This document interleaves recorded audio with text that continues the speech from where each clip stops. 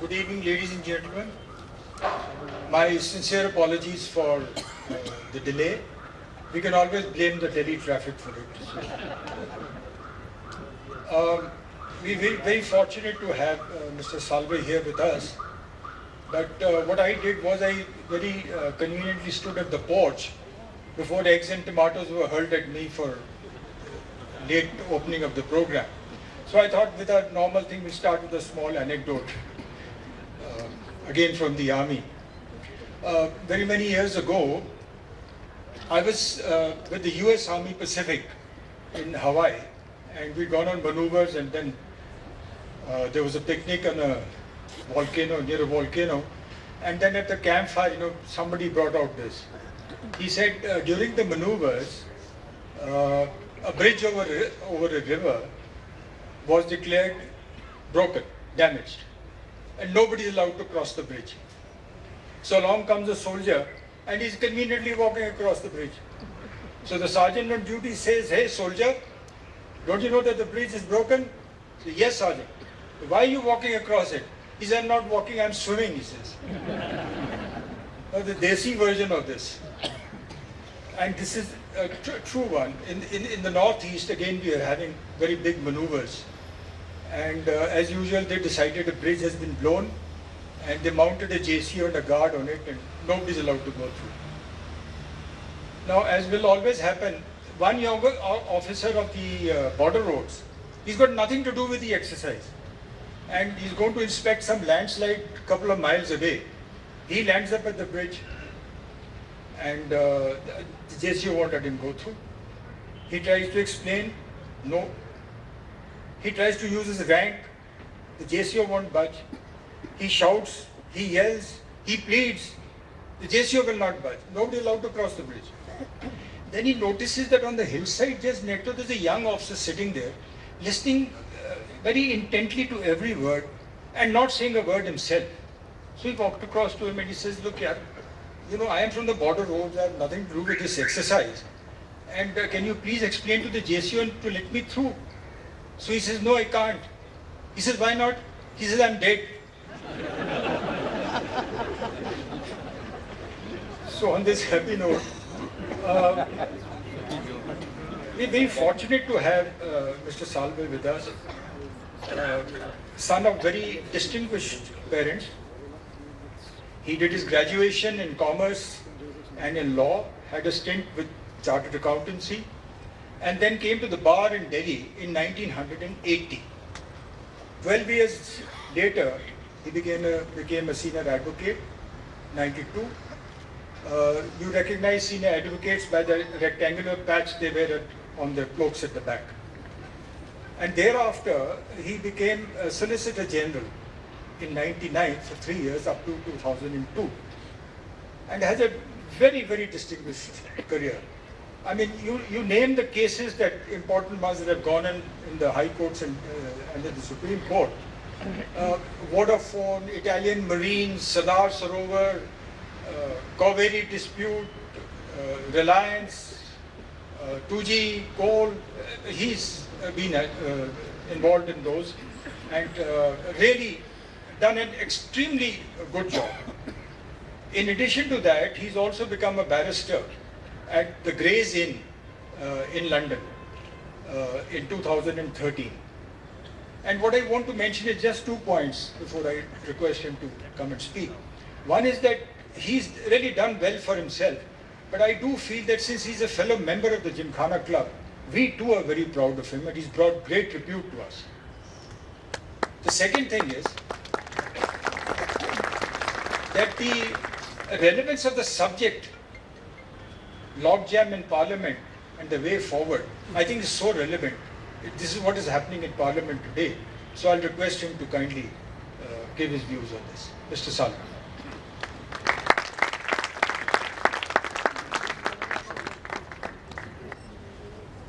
Shrivan, ladies and gentlemen, I must start with a profuse apology for the delay. There was a function organized by the Bingham Center for the Rule of Law, and interestingly we were discussing pretty much very intensively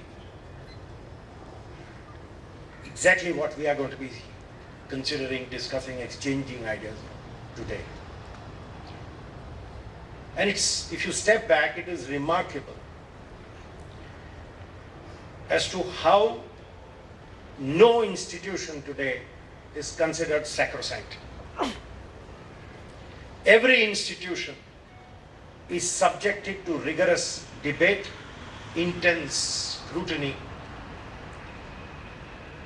and trenchant criticism. I think this is a good development. And as we were discussing there, I would open my evening speech with what I closed with there. Yes, we are the argumentative Indians. Yes, a lot of us do indulge in armchair criticism. And yes, criticism is not always well informed, as some of my friends who are in public life complain. But a noisy society is a symbol of a reverberant democracy. Mr. Pilu Modi, the eminent parliamentarian, he wrote a book called My Friend Zulfi, about Zulfikar Bhutto. And Bhutto had an interesting expression which he used to describe India. He used to call it the noise of Indian democracy.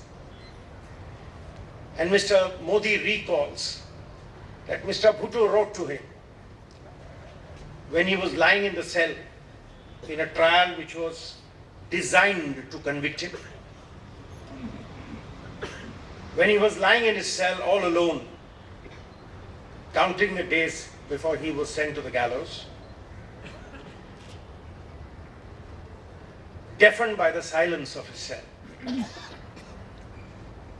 he wrote to Pilu Modi saying, "Oh, how I miss the noise of Indian democracy as compared to the silence of my cell." So a society must be noisy, we must discuss, we must govern. We've had 6.5 decades of parliamentary democracy. The functioning of our institutions must be scrutinized, criticized, and, if necessary, guided from time to time by the political sovereign, that is us. We gave ourselves on the 26th of January 1950 a democracy governed by the rule of law, a democratic republic, which I must start by saying has been a resounding success. Look at India of 2015. Yes, we have very powerful challenges ahead of us. It is not easy to govern 1.25 billion people of different faiths, of different castes, of different color, of different race, different language. It is not easy to govern a nation where 363 million out of 1.25 billion live below poverty line. It is not easy to govern a nation of people who find reasons to divide ourselves. We fight over caste, we fight over religion, we fight over language. And yet, let's turn back and look at the big picture of India 2015. It's a proud picture. It's a picture of a democracy in which the ballot has brought the biggest leaders to heel. We have as our Prime Minister today a person who began his life selling tea somewhere.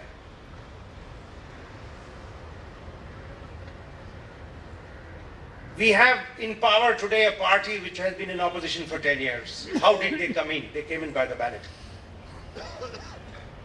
And when they were in power for 5 years, they were removed by the ballot. How many countries, look around us, how many countries can boast of this kind of a democracy? We have a judiciary, fiercely independent, maybe at times a little too independent. Yes, there are problems of corruption in our judiciary. But one thing which nobody can say is today that our higher constitutional courts are afraid of the executive government. We have our armed forces, which are the jewel of India. A very powerful army, a very powerful armed force, which has always stayed inside the barracks and has never dreamed of never aspired to come into power. That is what we have given to us in 60 years, and it is no mean achievement. But institutions have to rediscover themselves, reinvent themselves, and refresh themselves. And it is in that spirit that I propose to share with you a few thoughts. I have no political leanings. I have equal faith or equal lack of faith in all political parties. But while discussing Parliament, certain issues of contemporary importance do have to be referred to. All institutions today appear to have lost a bit of their sheen. The institution of Parliament has been denigrated. And I use words of careful moderation. It has been denigrated because we have to worry about who we send to Parliament. I'm not blaming those who are sitting there. I'm blaming ourselves because we send them there. We are worried in 2015 about criminalization of politics. We are told, why is it that our constitution makers did not provide that somebody who is subjected to a serious criminal charge would be ineligible to contest the election? The short answer is they did not think that the people would ever vote such a person into power. We are worried about the quality of our lawmakers. Laws, extremely complex, have at times been passed in 5 minutes. I was appearing in the Supreme Court in a constitutional challenge to a constitution amendment which overruled some Supreme Court judgments which sought to temper reservation in favor of backward classes and scheduled castes and scheduled tribes with the rights of the general classes to catch up. And when the judges said, why don't you read the legislative history? I said, that'll take 3 minutes. I said, why? I said, because there is none. The legislative history of passing of this constitutional amendment was that it was read, it was placed by the minister in the House at 5:30. The speaker said one of the MPs was retiring in Rajya Sabha. The speaker said one of the MPs is retiring, so we have to rise early, we have a party. One gentleman got up to speak. They said, are you opposing the bill? He said, no. Then they said, what do you want to do? I said, no. He said, this bill is very good for the backward classes. So the speaker said, your greatest tribute to the backward classes will be sit down. And the bill was passed. A bill amending the constitution, overruling Supreme Court judgments, was passed with this debate in the upper house. This is what we have done at times to our parliament. At times there are sterling debates. There has been a shrinking of governance. We have seen that. Policy paralysis, logjam in Parliament, all this translates into shrinking of governance. And what happens when there is shrinking of governance is that other institutions grow out of shape and out of form. And we have seen that happen. Today, public interest litigation has assumed menacing dimensions. The judges at times take upon themselves issues of great public moment, issues of great policy. And when judges do that, there is a big problem, because then you suffer from what is called a mismatch between accountability and governance. An executive government, a political executive government which takes a wrong decision or gets a wrong law passed is answerable 5 years later or 3 years later at the next election. Judges who frame a wrong policy continue and finish their term and retire with a pension. This feature of shrinking of governments, of the growth of institutions into areas where they do not belong, has to be addressed. And one of the important reasons why this has happened is the logjam in Parliament.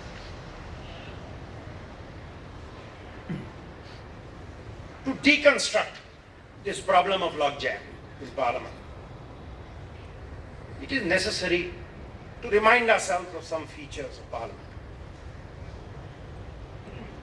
Parliamentary practice, which has degenerated into parliamentary obstruction at times, has undergone a huge transition. House of Commons, if you remember Cromwell's, the history of Cromwell's time, was always pit against the crown. The executive government was the crown. Commons was always containing the crown. And that is why measures of the crown, which by convention required the affirmance of House of Commons, were at times defeated by the filibuster. It was a measure by which executive government was contained. The situation no longer obtains. As in England, which is the mother of Westminster form of democracy, as in India, the executive government today is the political executive, who are also the elected representatives of the people. So today Parliament and parliamentary debate has to be and should be the exercise of balancing the views of the majority with the views of the minority. By definition, in a parliamentary system, the government must represent the majority of those who have been elected and sent to the House. Parliamentary debate is to put forth the contrarian point, to balance the majority and the minority point of view. And running of Parliament has to be the delicate balance between the need for government to transact its business and the need for Parliament as an institution to exercise oversight over government, because it is ultimately meant to be an institution of accountability. Parliament has two major functions: lawmaking and taking the executive to heel. Undoubtedly, a large part of parliamentary time is devoted, and devoted every morning in India as we see question hour, is devoted to keeping the executive in check. The Public Accounts Committee, the standing committees of Parliament are all designed to keep the executive, the civil service executive and the political executive in check. But at the same time, we have to recognize the need of the government to govern, because they are the ones who have the mandate to govern. They are the ones who have the duty.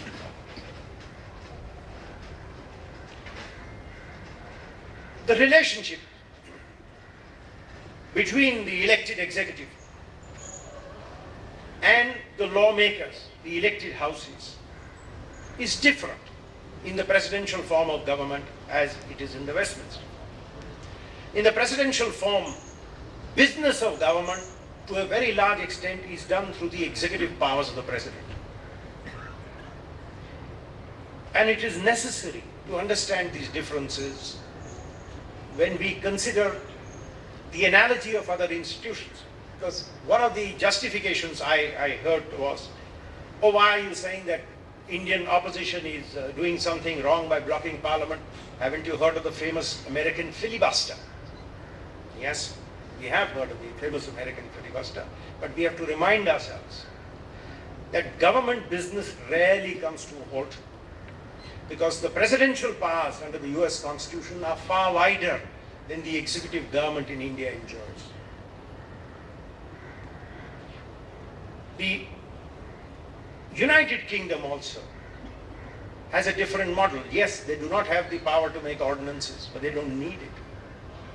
The United Kingdom doesn't have a written constitution.